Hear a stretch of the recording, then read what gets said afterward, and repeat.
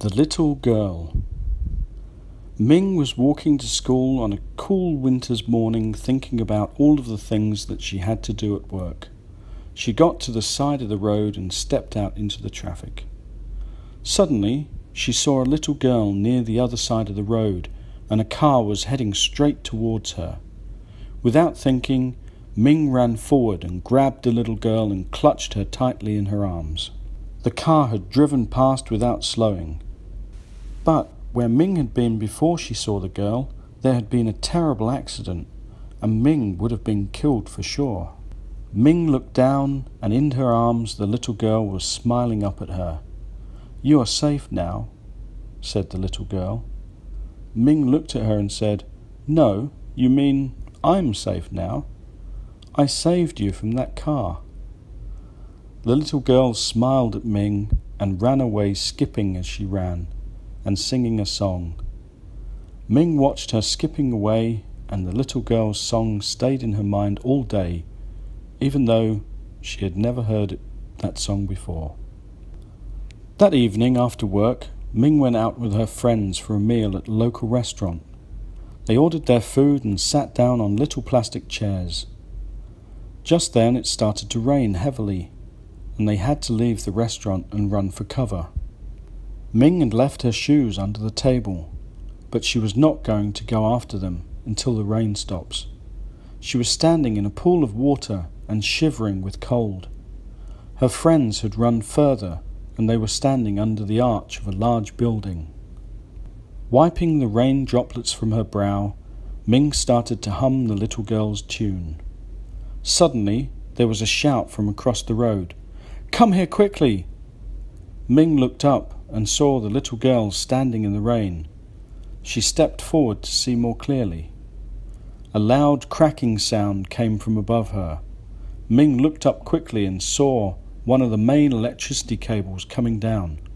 She jumped forward, and the cable landed in the pool of water where Ming once stood. Ming got up from the floor and brushed the dirt from her clothes. She looked towards the little girl, but she was nowhere to be seen. Her friends came running over to see her and said how lucky she was to survive. Ming told them about the little girl who had called out to her, but her friends didn't see her and never heard anyone shout out.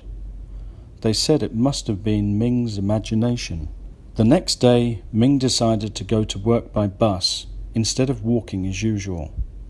Sitting on the bus, she watched as a handsome man climbed up the stairs. He stood beside her and held on to the rail.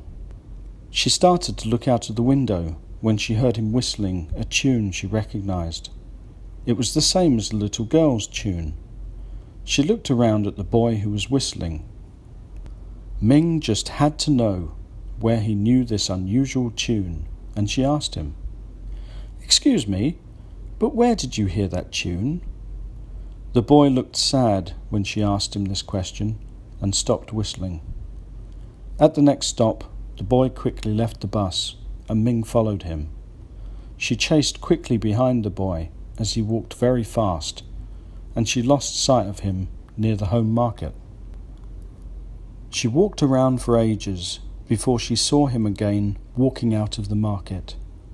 Ming rushed over to him and asked if she could walk with him for just a few minutes. The two of them went into the Vincom Tower to have coffee at Highlands Coffee. They talked about life and work before Ming asked him about the tune again. "Why do you want to know?" the boy asked in a sad voice. Ming told him all about the girl and how she had saved her life twice. She hummed the tune for him to listen to, and his face changed from sad to surprised. "What did this girl look like?" he asked. To be continued by you, the student. Please work together. You have 15 minutes, and you need to write the ending of the story as you imagine. Thanks, and see you next time.